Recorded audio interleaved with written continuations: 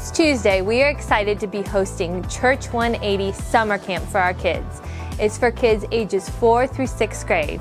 It'll be in a couple nights, July 13th through July 15th, 6 to 7:30 p.m. Come drop your kids off, pick them up at 7:30, and take them over to check out our brand new Church 180 ice cream truck. Sign up on our What Up page. Mark your calendars for our next Church in the Park. It'll be July 18th at 10 a.m. at Cesar Solis Park.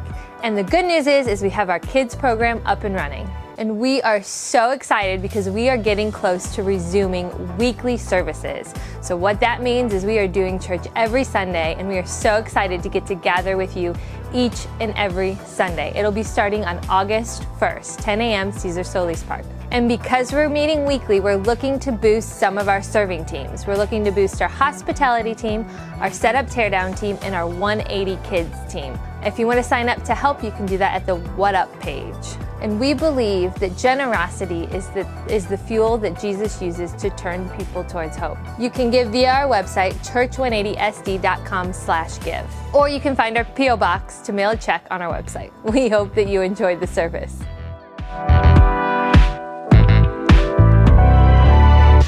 Well, hey guys, I got Ricky Renteria here with me, and Rick, I'm so excited to announce that Ricky is going to be our next full-time next generation pastor. I said he's already be our next, but he's gonna be our first full-time next generation pastor. So what that means, I'm really excited about that. What that means is that Ricky is going to be responsible for literally ages 0 to 18 years old, and responsible for all of the volunteers, all of the leaders, and all the ministry that happens in that age range. Because let's be honest, y'all, if you've been out with us at the park, there's a ton of middle school and high schoolers around disconnected as well. And we are passionate. We've always said we are passionate and crazy about kids and students and families.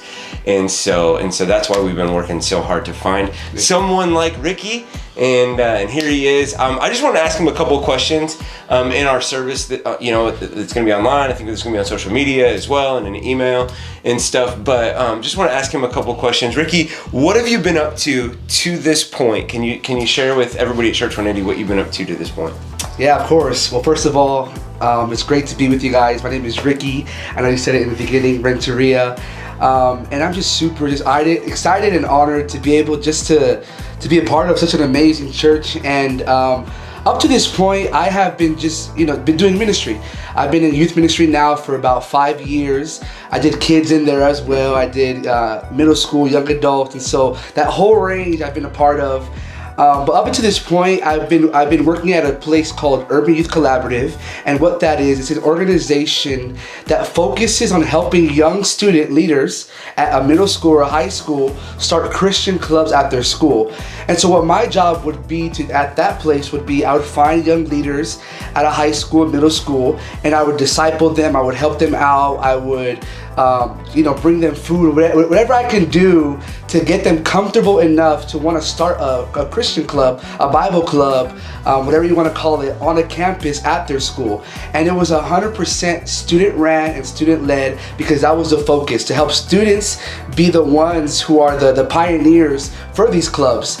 And so basically, it's just been such an amazing time, and I'm hoping that, and I'm believing that I'm going to use those same skills at 180 Church, yep. Church 180, and I'm just super excited and honored. Perfect. Thanks, Ricky. Hey, and I wanted to let you guys know, Ricky is planning on joining us and being at our summer camp, which is going to be coming up Tuesday night if you haven't registered yet, starting Tuesday night. July 13th and Wednesday and Thursday. Ricky's going to be meeting some people and greeting and hanging around at summer camp that week. And then his first Sunday with us is going to be on Sunday, July 18th. Our next Church at the Park, Ricky's going to be with us there, and it'll be his first Sunday with us on the job at Church 180. So I just wanted to ask him one last question for this video, and you'll get to know him over time. But I just want to say, hey, Ricky, what are you excited about with the job? I'm honestly excited just for the community. I was telling Pastor Tony when we met last week that I came to visit Church 180 last week for my first time, just to catch the vibe and just to catch everything. And I was just so I felt so welcomed by every single person. It's a lot of smiles, and I'm just super excited to be able just to be at a church that loves Jesus and loves people, and to be able to meet all you guys and to help, hopefully help your kids love Jesus as much as you do. Amen. And so I'm just super excited to be able just to be at an amazing church that started a year and a half ago. Yeah, I mean, 7 weeks Pre-pandemic? 7 weeks before the pandemic. Yeah. 7 weeks. Yeah, that's amazing. Yeah. That through all of that, Church 180 was able to adapt, and so I'm just super excited to play just a small role in that now. And so, yeah. Perfect. Great. Well, hey, you're going to have a chance to get to meet Ricky, whether it be at summer camp or whether it be July 18th. So we hope to see you soon. Bye.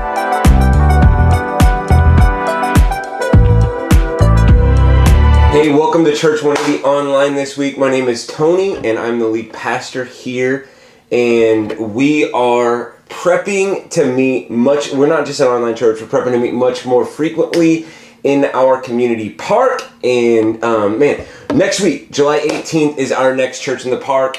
And then on the 25th, I want you to mark your calendars, but on the 25th, we're planning to be right back there and have kind of a volunteer culture day in the park, little service, little stuff. And if you are a volunteer at 180, we need you there. We're going to be talking about our culture, but get this, if you're interested in volunteering, or if you just want to hear more about the culture of volunteering at Church 180, we want to invite you back on the 25th for that. And then, so July 18th, we are have our church in the park. July 25th, volunteer culture in the park that morning.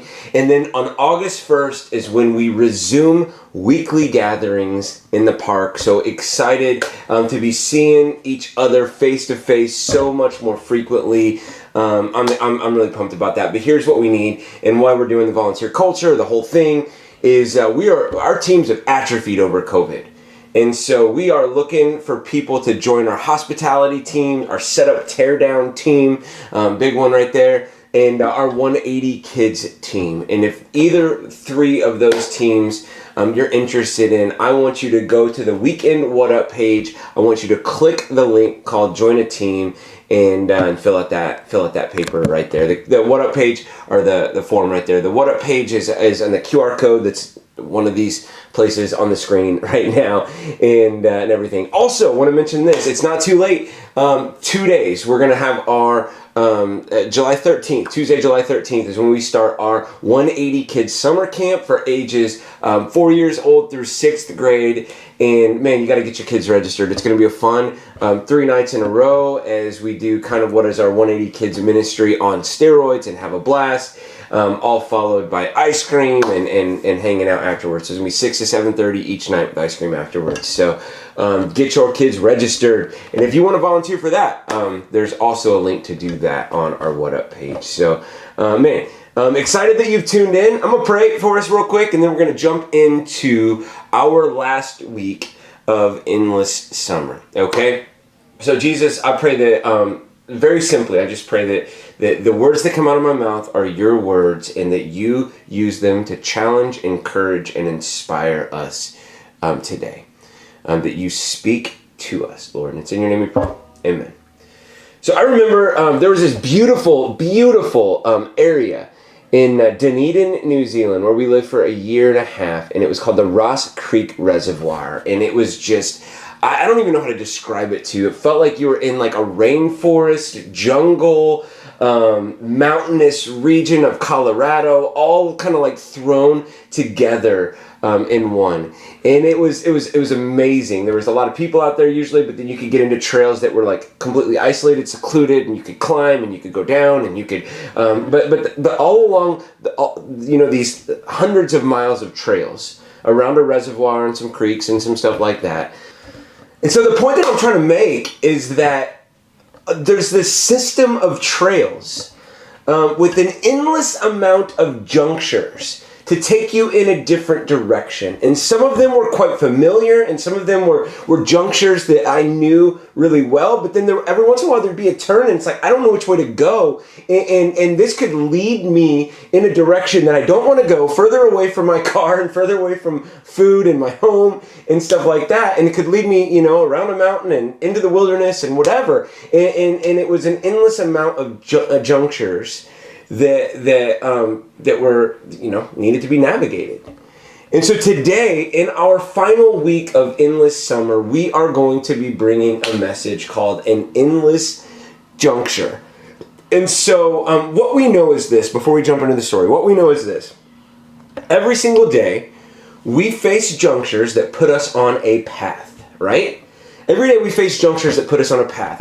And some of those junctures can be tiny things, whether it be like, whether we have breakfast or not, or whether we, exercise in the morning or not, or whether we take a shower or whatever, in the morning or not, or, for those of you guys working at home, whether you put on like nice clothes or whether you put on like sweatpants and stuff. They're junctures that put us on a path. But they can also be things that are small and significant.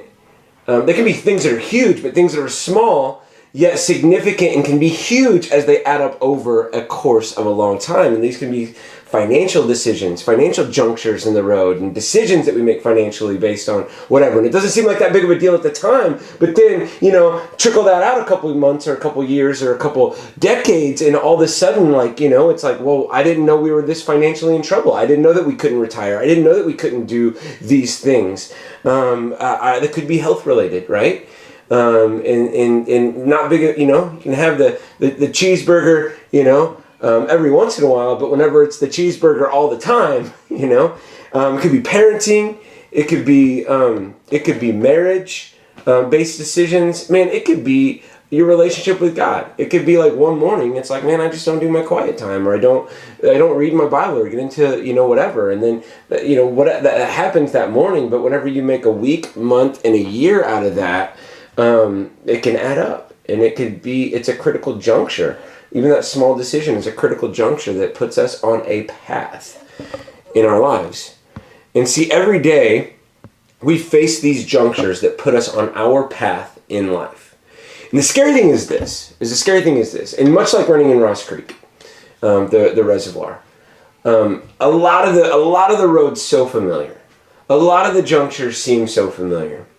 And sometimes we just navigate the junctures of our lives on autopilot without thinking or being aware of the path that we are going down, right? We just mindlessly, effortlessly, autopilotly navigate the junctures of our lives with ease, not always knowing what path we are on. And see, our Endless Summer series is coming to an end, but before it comes to an end, we're going to take one last week to look at the critical juncture that the ancient nation of Israel faced in this series. See, they are out of slavery through an unqualified Moses. They've grumbled, and God's provided the manna from the sky and quail at night. They received the law to help them govern themselves as a free nation, as we talked about last week. And however, along the journey, they've proven to be somewhat rebellious. They've continued to grumble. They've continued to complain throughout the journey. They've continued to look outside of God for protection and providence. And ultimately, near the end of the journey, they didn't believe in the power of God to deliver them from their enemies. And so this, the story, the spies went out and they came back and they reported and they said, "Hey, here's the deal. These people are too powerful. We can't overtake the land. We can't go." And God's like, "No, I got this." But they didn't believe, and for that, God didn't allow.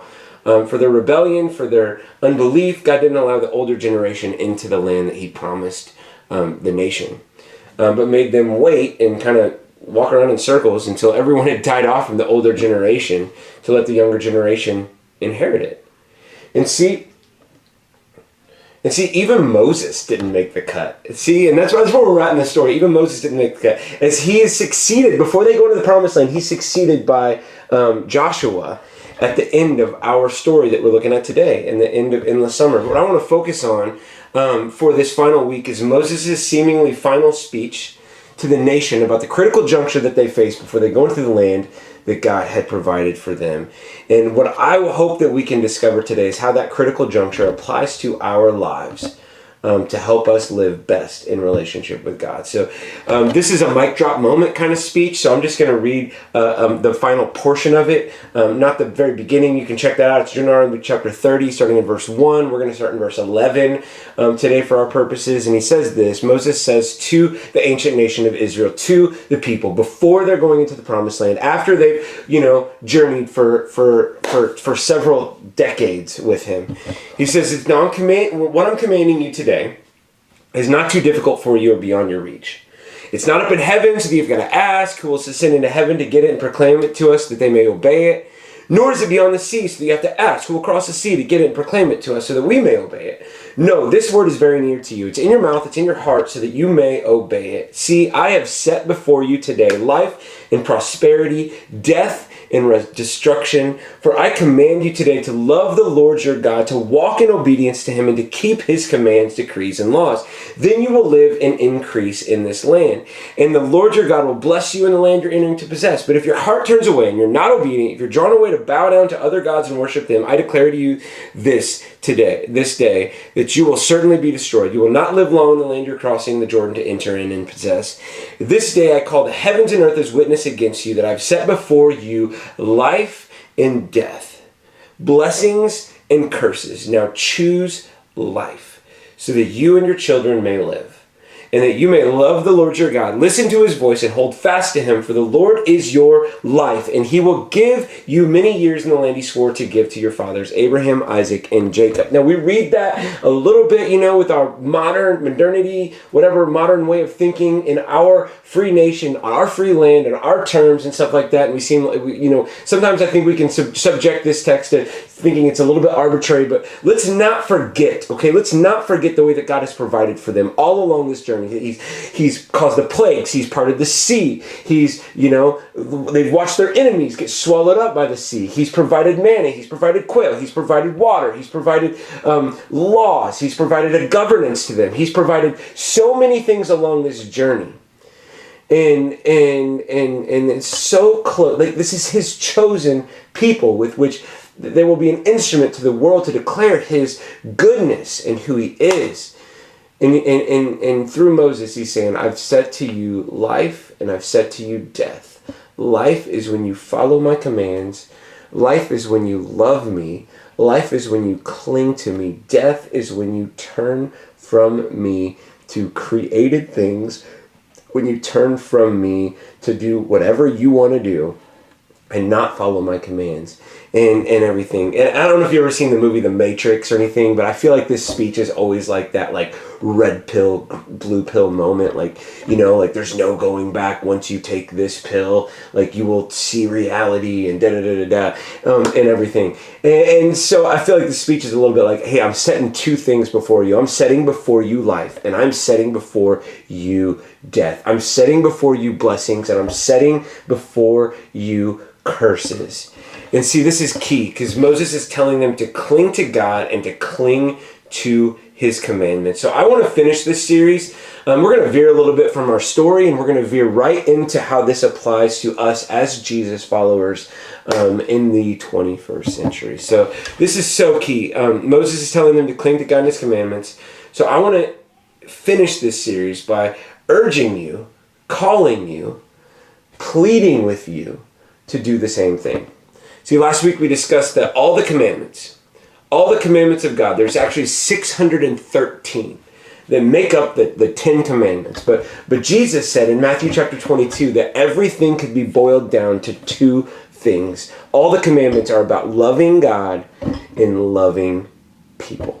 They're about loving God and loving the people that you lock eyes with. Knowing that every single human being that you ever will see in your life is a human being that Jesus died to save and to rescue.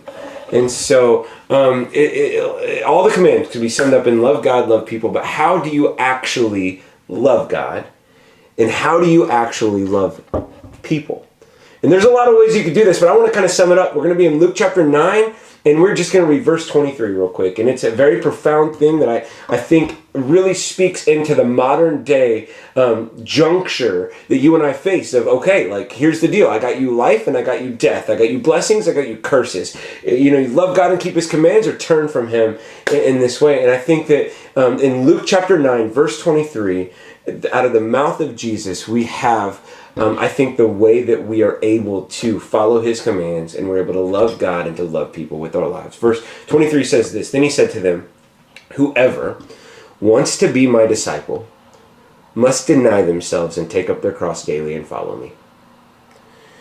Whoever wants to be my disciple must deny themselves, take up their cross daily, and follow me. This is how I want to wrap up this series, because every morning,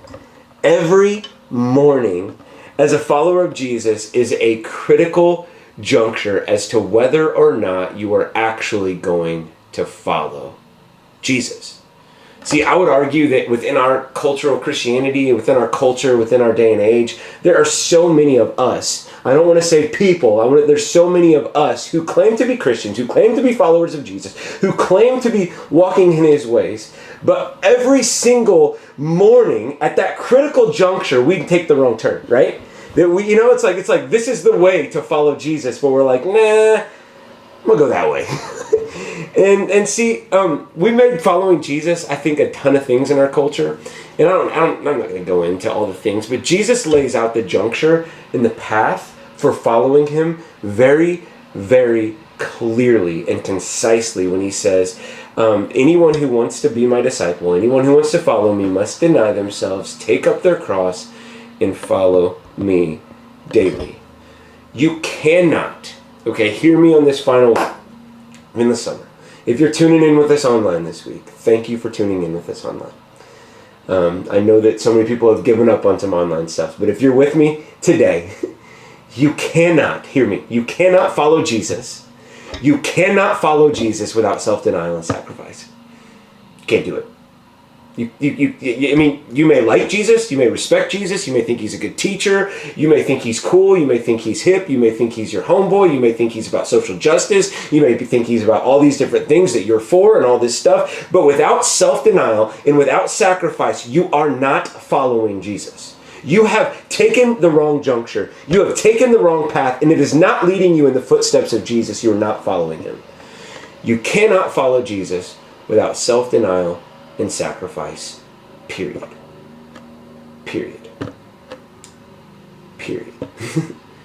See, following Jesus starts with a critical juncture every morning with the decision to live for yourself today or to live for him and to live like him.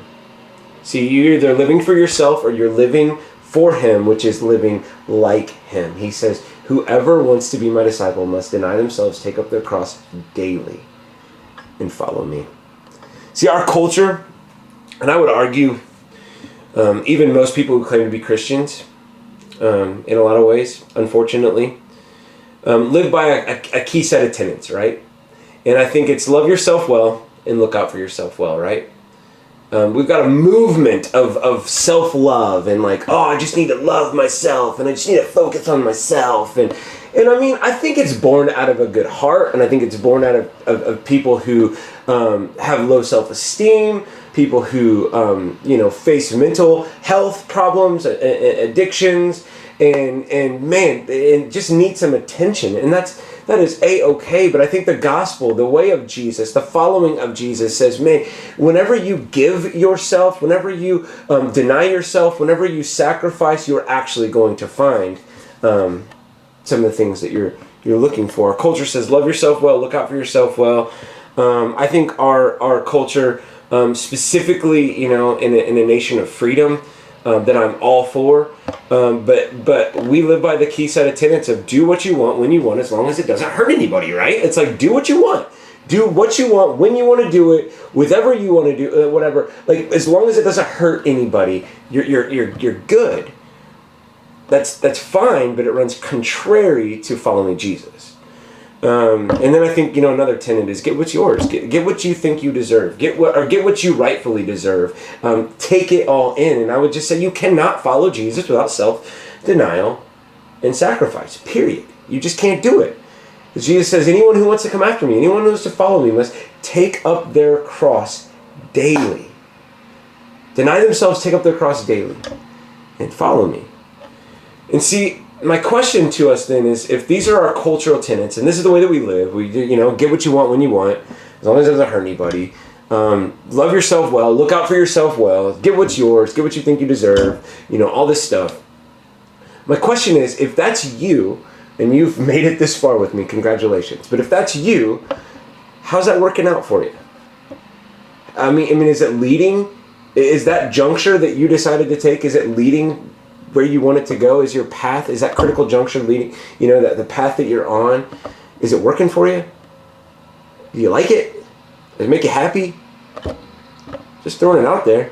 Or do you look back over a season of taking and getting and pleasure and think, wow, my life's incredible, super fulfilled and happy, and everything's on track and going well. I don't think that's the case. I don't think, Jesus set up the world, and I think he set up the world so that self-denial and sacrifice would lead towards true fulfillment, true satisfaction, true peace, true hope, and truly receiving everything we need from God. See, Jesus said it this way in verse 24. Actually, let's go back to 23 and then add 24 in. Chapter 9. Then he said to them all, whoever wants to be my disciple must deny themselves, take up their cross daily, and follow me. Verse 24, for whoever wants to save their life, whoever wants to preserve their life, whoever wants to make something out of their life, whoever wants to, save their life will lose it. But whoever loses their life for me will save it. And it's this paradox that Jesus lays out. He's like, man, if you make your life all about you, and you have, it's all about get what you want. It's all about, take what's yours. It's all about loving yourself and focusing on yourself. And if that's the road that you want to go down, Jesus says you will lose your life. But those who lose their life for me, who practice self-denial, who practice self-sacrifice, who take up their cross daily to follow Jesus, those who live for Jesus will save their lives. So we're at a juncture. We're at a juncture. And we face that juncture every single day of our lives. It's not just a one decision that we make at one point in time where all of a sudden we're on this magical path that we just is downhill and to the right. Or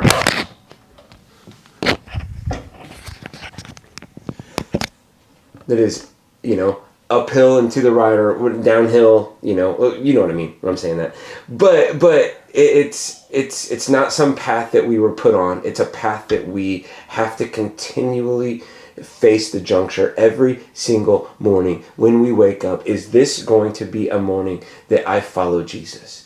Is this going to be a day that I follow Jesus? Am I going to choose to follow Jesus at this juncture today and live for self-denial, to live for sacrifice, to live for Him? And we got to make that decision every single day. Jesus is saying we build a life worth living through self-denial and sacrifice by following His example and living as He did in the world around us. And so Jesus took this self-denial and sacrifice and take up your cross and follow me. And He said all that before He actually went to the cross. But He did. He went to the cross for us. That was the ultimate form of self-denial and sacrifice. He gave up His life, gave up His breath, gave up His time on this earth to pay for the wrongs that you and I do, the way that we've rebelled against God, the way that we've hurt each other, the way that we've chosen ourselves time and time again. Jesus chose us and said, I will die for you on your behalf so that justice can be paid, so that you can stand before me, that you can stand before God and you can be made right and have a chance. And as we say at Church 180, have hope. And so we celebrate that every single week. We're about to sing a song, and I just want to encourage you during the song to grab some food and to grab a drink. The food's to remember the body of Jesus that was broken, the drinks to remember the blood of Jesus that was spilled out for that justice and for that hope and for that forgiveness. So I'm going to pray for this time, and I'm going to pray that you make the right decision at your critical, endless juncture. Jesus, I pray that as we wake up, or in this moment, that we can choose to follow you, but as tomorrow morning we begin to wake up and face our day, that we would choose self-denial, sacrifice, and following you in the ways of you. We would live for you, Lord, not live for ourselves. And that in living for you, we would find the life that you've created us for. Thank you for the cross and the hope that we have in that. And it's in your name we pray, Jesus.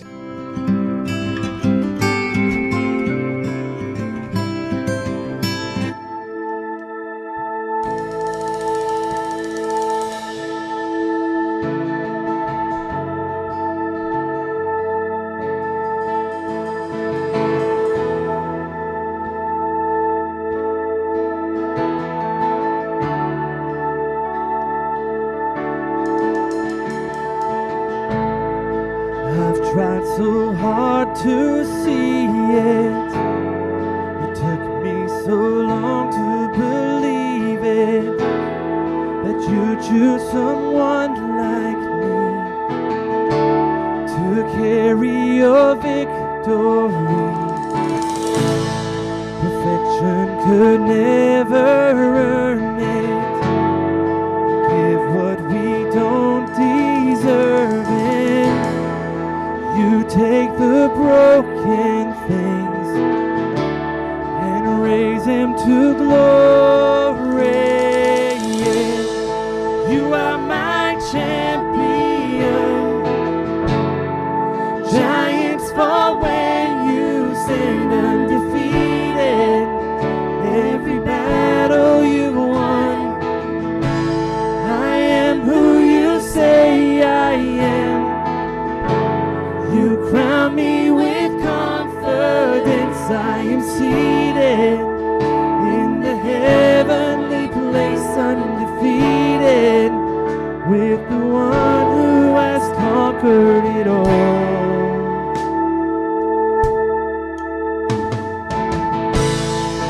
Now I can finally see it.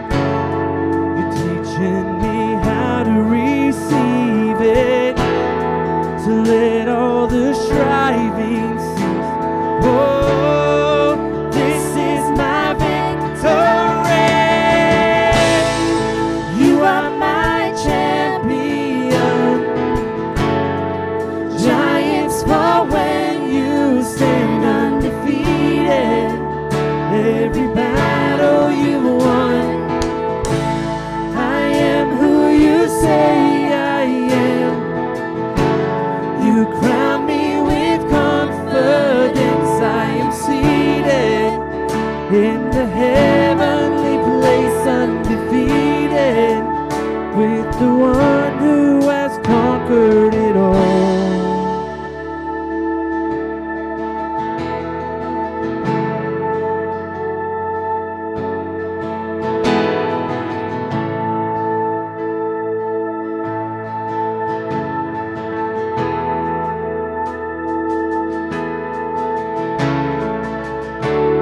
And when I lift my voice and shout, every wall comes crashing down. I have the authority that Jesus has given me. When I open up my mouth, miracles start breaking out. I have the authority Jesus has given me. When I lift my voice and shout, every wall comes crashing down. I have the authority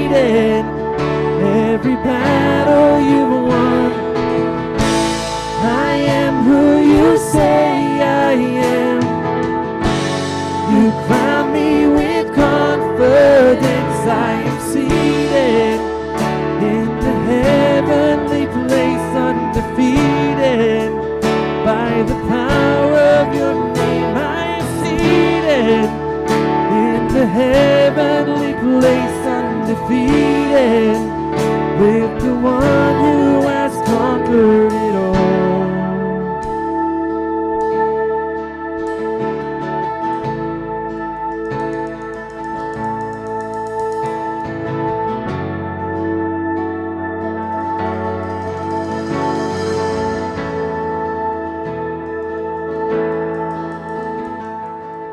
Hey, I just want to thank you for tuning in online this week. This is next week is going to be in person in the park, July 18th. We'd love to have you out. Our 180 Kids environment is going, and it'll be fantastic. Also, don't forget, register for summer camp. It starts on Tuesday. You're going to want to get registered for that. And then July 25th is our volunteer culture day. We'd love to have you out if you're a volunteer or if you're interested in volunteering, want to hear more about that. It's going to be great. And then August 1st is when we resume weekly gatherings, and we can't wait to connect with you more and more and more face to face. So hope that you have a great July 11th. Hope that you make that decision to take up your cross and to follow Jesus today and tomorrow and every other day thereafter. Much love, guys. Peace.